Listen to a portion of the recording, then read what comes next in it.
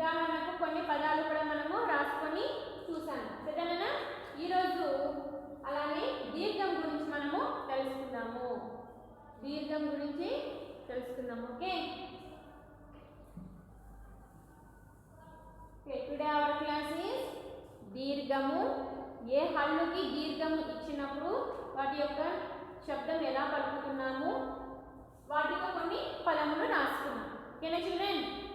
Okay, first హల్లులలో మొదటి అక్షరం ఏది?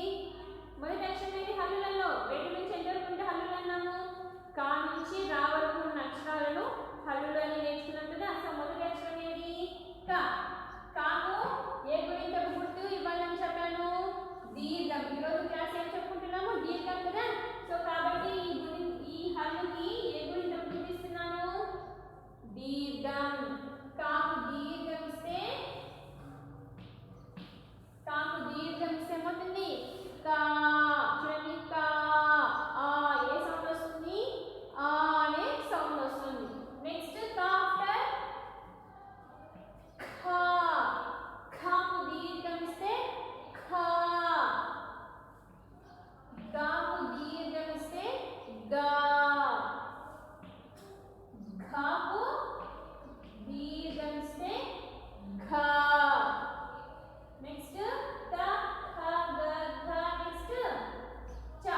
చాకు తలకట్టు ప్లేస్ ఏం చేయాలి? దీర్ఘం ఇవ్వాలి. తలకట్టు ప్లేస్ లో దీర్ఘం ఇస్తే దాన్ని ఏమంటామంటే చాకు దీర్ఘం ఇస్తే చా. ఆ సౌండ్ మనకు వినిపిస్తుంది. ఏ హల్లుకైనా సరే దీర్ఘం ఇచ్చినప్పుడు మనకు ఏ అచ్చు సౌండ్ వినిపిస్తుంది? ఏ అచ్చు యొక్క శబ్దం వినిపిస్తుంది? ఆ అనే అచ్చు శబ్దము మనకు వినిపిస్తుంది. మీరు గమనించాలి. చా. నెక్స్ట్ ఛా. ఛాకు దీర్ఘం ఇస్తే ఛా. What is the next letter? జా. జాకు దీర్ఘం ఇస్తే జా. ఝాకు దీర్ఘం ఇస్తే ఝా. నేను బోర్డు మీద రాసేది ప్రతి ఒక్క పాయింట్స్ మీరు నోట్బుక్లో నోట్ చేసుకోవాలన్నా. ఓకేనా? ఒక నోట్బుక్ తీసుకొని మీరు ఇవన్నీ కూడా నోట్బుక్లో రాయాలి. నెక్స్ట్ ఝా. క ఖ గ ఘ జ్ఞ చ ఛ జ ఝ. నెక్స్ట్ ట. టాకు దీర్ఘం ఇస్తే టా. ఠాకు దీర్ఘం ఇస్తే ఠా.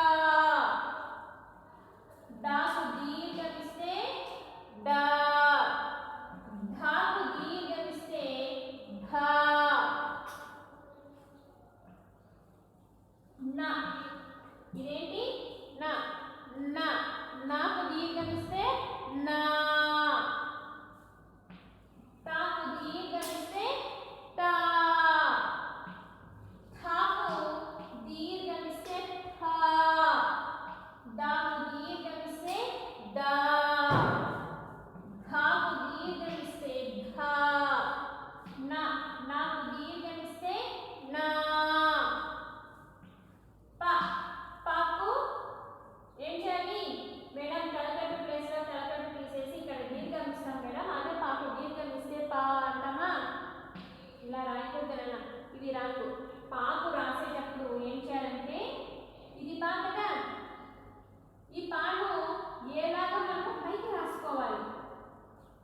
ఏ రాస్తాం కదా, అచ్చులు రాసేటప్పుడు ఏ రాసుకుంటాం కదా, ఆ విధంగా పాను ఏలాగా రాయాలంటే ఈ పా అనే అక్షరాన్ని ఏం చేయాలి? ఇలా అప్ చేయాలి, పైకనాలి. పైకని ఈ దీర్ఘము ఇక్కడ ఇవ్వాలి, మిడిల్లో మధ్యలో దీర్ఘము ఇవ్వాలి. అప్పుడే మనకు పాకు దీర్ఘం ఇస్తే పా అవుతుంది. ఓకేనా?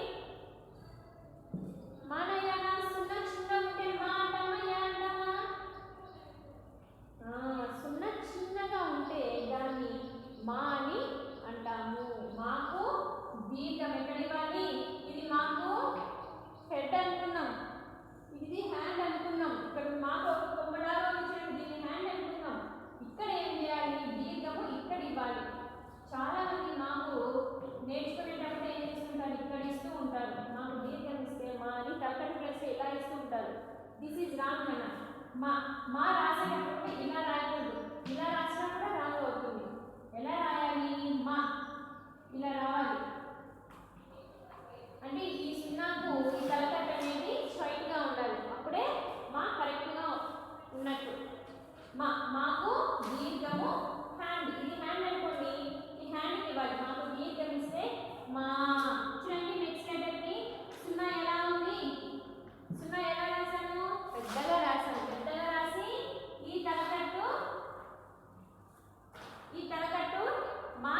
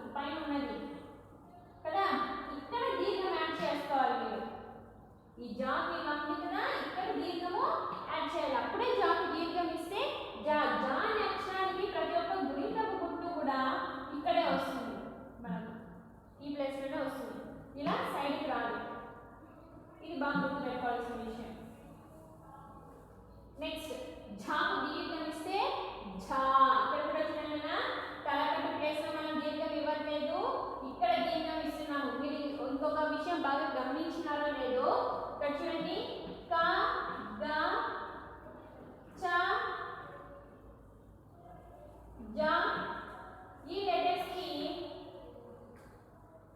నార్మల్ గా తలకట్టు ఉన్న ప్లేస్ లోనే మనము దీర్ఘం యాడ్ చేసాము. ఇక్కడ చూడండి ఖ